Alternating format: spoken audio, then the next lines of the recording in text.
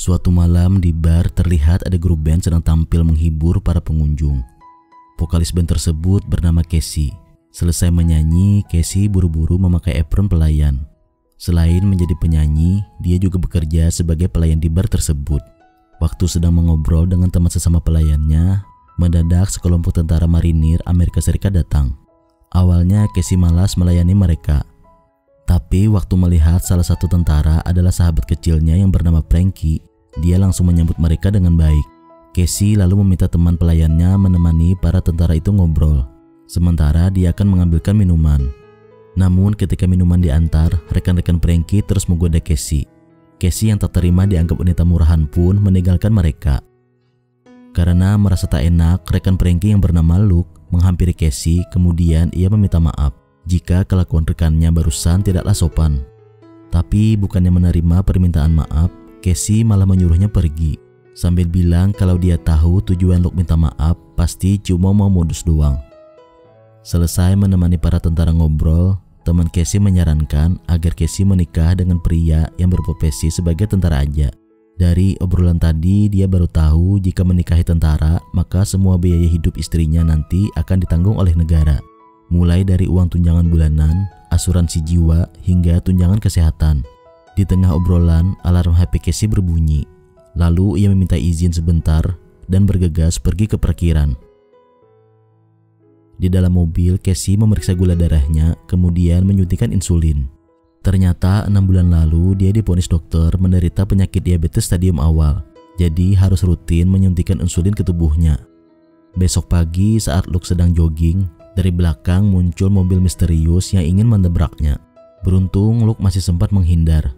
Dari mobil itu keluar seorang bandar narkoba kelas kakap yang bernama John. Ia kesini untuk menagih hutang narkoba kepada Luke sebesar $15.000. Jadi dulu sebelum Luke masuk militer dan menganggur, Luke pernah menjadi pecandu narkoba berat. Karena tak punya uang, dia sampai harus berhutang pada John demi membeli barang haram tersebut. John disitu mengancam bila tak mau membayar, maka dia akan membunuh keluarga Luke. Dengan ketakutan, Luke meminta tambahan waktu, serta berjanji pasti akan melunasi secepatnya. Malam hari selesai bernyanyi, seperti biasa Casey langsung menyuntikkan insulin di toilet. Tapi sayang, obat insulinnya untuk minggu ini habis, padahal dia sudah tidak punya uang lagi. Dalam kondisi lemas, Casey tak sengaja melihat stiker tentara di kaca toilet. Seketika dia teringat ucapan temannya kemarin tentang berbagai tunjangan hidup yang akan dia dapatkan sebagai istri tentara. Casey pun mendapatkan ide. Keesokan harinya dia pergi ke rumah Frankie. Di sana Casey menawarkan sebuah kesepakatan, yaitu bagaimana jika mereka berdua kawin kontrak. Casey curhat selama ini gajinya sebagai penyanyi dan pelayan masih kurang untuk membeli obat. Karena itulah dia terpaksa harus menikahi tentara demi mendapatkan fasilitas tunjangan kesehatan. Sedangkan uang tunjangan bulanan istri dari pemerintah nanti bisa Frankie ambil. Namun rencana Casey barusan ditolak mentah-mentah. Frankie menjelaskan setelah tugas di luar negerinya berakhir, dia sudah berencana menikahi kekasihnya. Mendengar penolakan itu, Casey kecewa. Tapi sebagai sahabat, dia tetap mendukung keputusan Frankie. Di saat yang bersamaan, Luke yang baru datang tak sengaja mendengar semua obrolan mereka. Keesokan harinya, Luke yang ketakutan dengan ancaman John pun nekat mengajak Casey bertemu di suatu restoran. Di sana, Luke memberitahu kalau kemarin dia tidak sengaja mendengar obrolan Casey di rumah Frankie. Karena Frankie menolak tawaran Casey, Luke memutuskan bersedia membantu menggantikannya, asalkan dia bisa dapat seluruh uang tunjangan bulanan istri yang pemerintah berikan. Luke mengatakan 2 hari lagi dia akan berangkat tugas ke Irak. Bila Casey setuju dengan kesepakatan ini, maka besok mereka berdua harus sudah langsung menikah. Ia juga mengingatkan selama menjalani kawin kontrak agar tak dicurigai, mereka wajib selalu saling berkirim pesan dengan kata-kata mesra, serta sering-sering video call. Mendengar penjelasan panjang lebar itu, Casey yang juga sedang sangat butuh uang pun setuju. Besok paginya Casey dan Luke pergi ke gereja. Waktu melihat Frankie menyambut kedatangan mereka, Casey kaget. Ternyata Luke lah yang memintanya hadir menjadi saksi pernikahan. Frankie lalu meminjamkan cincin yang akan dia gunakan untuk melamar kekasihnya, sambil berpesan agar Casey menjaga cincin tersebut sampai dia pulang dari Irak. Setelah semua siap, pernikahan pun dimulai. Hari itu Luke dan Casey telah resmi menjadi pasangan suami istri. Besoknya sebelum berangkat ke Irak, Luke serta para tentara lain berpamitan terlebih dahulu dengan keluarga masing-masing. Luke di situ memberikan kertas berisi nama dan nomor telepon kakaknya. Kemudian ia berkata, bila suatu saat terjadi sesuatu padanya di medan perang, Casey harus segera memberitahu sang kakak. Berbulan-bulan lamanya, mereka berdua saling mengirim pesan romantis dan menjalani kehidupan di dua negara. Hingga suatu hari di video call, raut wajah Luke serta tentara-tentara Amerika lain terlihat gelisah. Luke bercerita saat ini seluruh tentara sedang dalam kondisi bertahan dari gempuran serangan lawan. Mendengar cerita sang suami, Casey mencoba menghibur para tentara di sana dengan menyanyikan lagu ciptaannya sendiri.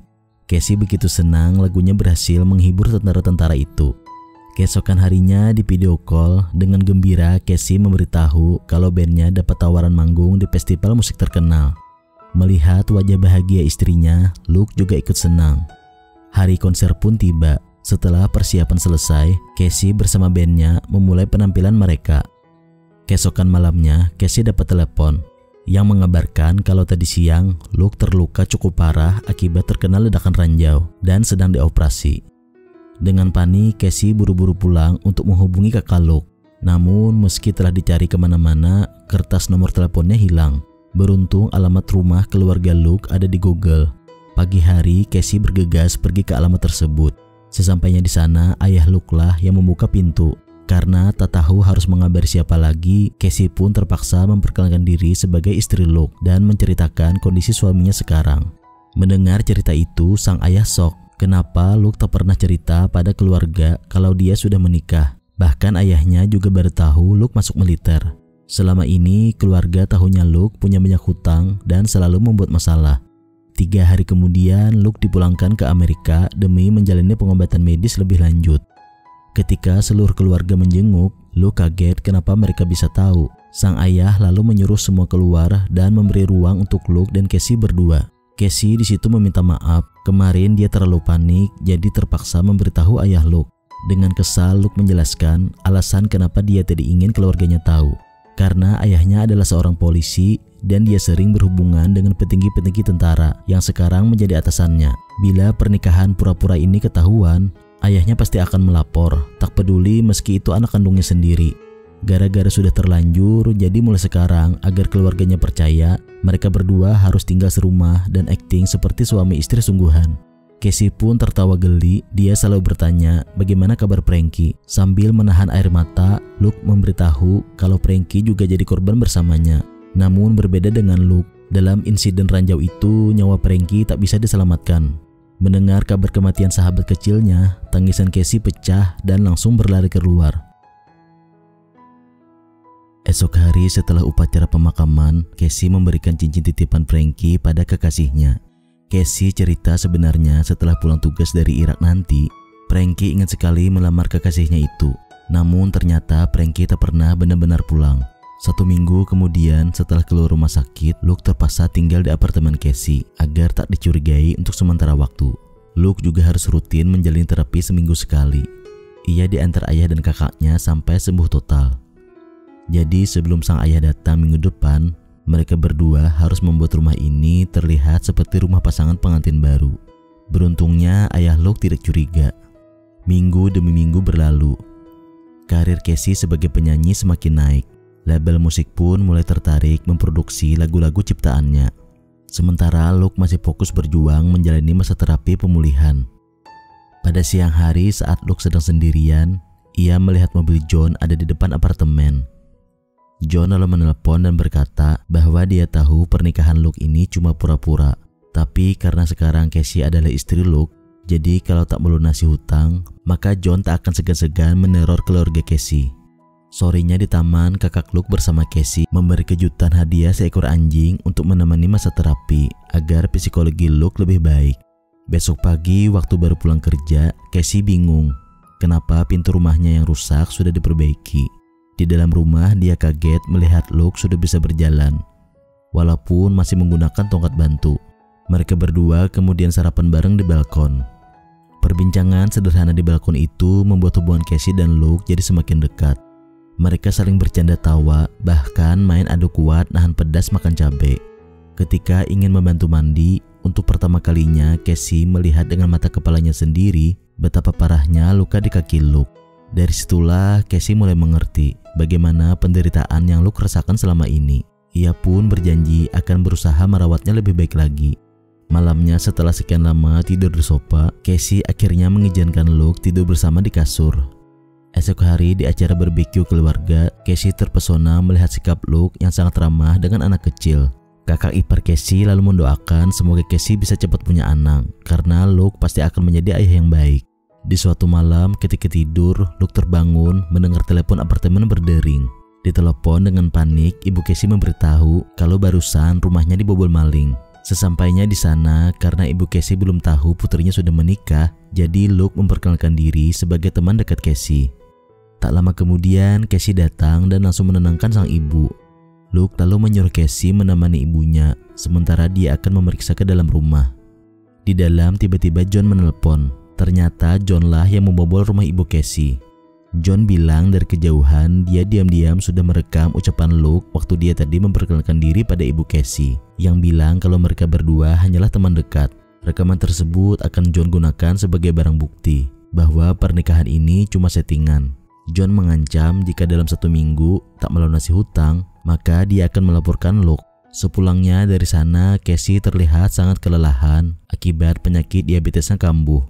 Dengan sigap, Luke segera membantu membaringkan dan meminumkan obat diabetesnya. Kini giliran Luke yang merawat Casey.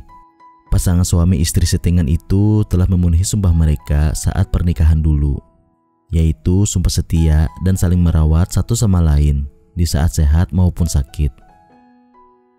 Keesokan paginya, karena perbuatan John kemarin sudah melewati batas, Luke nekat pergi ke markas John lalu menghajarnya hingga babak belur. Setelah puas, ia kemudian memberikan uang tunjangan dari pemerintah yang baru saja cair pagi ini untuk melunasi sisa hutangnya dan langsung pergi. Sebelum pulang, Luke pergi ke makam Frankie terlebih dahulu. Di sana sambil nangis, dia curhat dan meluapkan seluruh masalah hidupnya yang terasa begitu berat. Sepulangnya ke rumah, barang-barang Luke sudah dikemas dalam koper. Luke pun bertanya, ada masalah apa? Dengan penuh amarah, Casey berteriak, kenapa Luke berbohong? Barusan ibunya menelpon dan bercerita ada orang bernama John datang ke rumah dan memberitahu tentang masalah hutang piutang serta masa lalu Luke. Karena tak mungkin bisa menutupi lagi, Luke akhirnya jujur. Sama seperti Casey, tujuannya kawin kontrak adalah demi uang. Dia butuh sekali uang untuk membayar hutang narkobanya dulu. Luke berusaha meyakinkan Casey bahwa masa lalunya sebagai seorang pecandu memang buruk.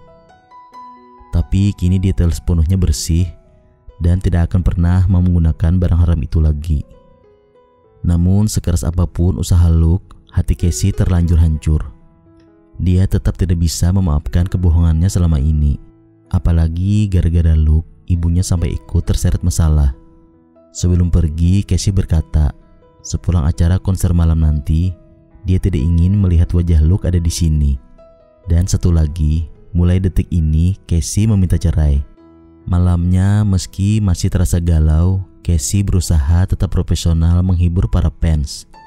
Sementara itu, Luke melampiaskan seluruh masalah hidupnya dengan mencoba berlari keliling. Betapa senang hati Luke setelah sekian lama sulit berjalan. Malam ini untuk pertama kalinya dia bisa kembali berlari seperti dulu lagi. Tapi baru saja merasa lega, mendadak atasan Luke datang dan menyuruhnya ikut ke kantor. Manajer band memberitahu kalau Casey diundang untuk tampil membawakan lagu ciptaannya sebagai penyanyi pembuka di acara konser besar yang akan diadakan minggu depan. Tengah malam waktu Casey sedang istirahat, ayah Luke menelpon. Dia mengabarkan bahwa tadi siang ada pria bernama John melaporkan pernikahan palsu mereka berdua. Dan sekarang Luke sedang diinterogasi di markas militer. Ayah Luke yang selama ini tertipu pun mengungkapkan kekecewaannya pada Casey. Mendengar hal itu, Casey hanya terdiam dan merasa bersalah. Beberapa hari kemudian, persidangan militer pun digelar. Dalam sidang itu, sebenarnya pengacara sudah menyuruh Luke diam dan jangan bicara apapun agar hukuman diringankan. Karena sebelumnya di militer juga banyak kasus-kasus pernikahan palsu. Untuk mendapatkan uang tunjangan pemerintah, persis seperti kasus Luke ini. Tapi waktu melihat wajah Casey, Luke tak bisa diam. Demi melindungi wanita yang dicintai itu, Luke nekat berdiri lalu membuat pernyataan di hadapan hakim. Luke menyatakan bahwa semua ini dia rencanakan sendiri. Casey hanyalah korban pemaksaannya. Mendengar pengakuan tersebut, hakim pun memutuskan memvonis Luke hukuman 6 bulan kurungan di penjara militer. Sementara Casey dinyatakan bebas. Besok hari sebelum mulai tampil membuka konser, Casey menonton video pernikahannya dulu dengan Luke. Dalam video itu terdengar sumpah yang pernah mereka berdua ucapkan, yaitu sumpah untuk tetap setia dalam sehat maupun sakit, dan dalam suka maupun duka. Waktu Casey mulai tampil bernyanyi di atas panggung, ia terus teringat semua kenangannya bersama Luke. Setiap lirik yang dia ucapkan selalu tergambar wajah suami palsunya itu. Hingga akhirnya Casey sadar bahwa dia benar-benar telah jatuh cinta. Sementara di rumah terlihat Luke sedang bersiap-siap berangkat menjalani hukuman. Ketika ingin keluar, dia kaget kenapa ada rencana penghargaan untuknya. Ternyata meski melanggar hukuman militer, Luke tetap dianugerahi penghargaan atas jasanya yang telah berkorban dan berjuang membela negara di medan perang. Beruntung Casey datang tepat waktu. Ketika bertemu sang pujaan hati tanpa basa-basi, ia langsung mengungkapkan perasaannya. Mungkin awalnya semua cuma pura-pura, tapi tanpa disadari sebenarnya mereka berdua telah menjalani pernikahan ini dengan sungguh-sungguh. Mereka telah menepati sumpah untuk tetap saling merawat di saat sehat maupun sakit. Meski hanyalah hal-hal yang sederhana, Casey ingin sekali bisa makan di balkon bersama Luke lagi, ingin tertawa bersama, dan ingin Luke menjadi orang pertama yang mendengarkan lagu ciptaannya sendiri. Tak peduli 6 bulan atau bertahun-tahun pun, Casey akan tetap menunggu hingga Luke pulang. Dan kisah pun berakhir.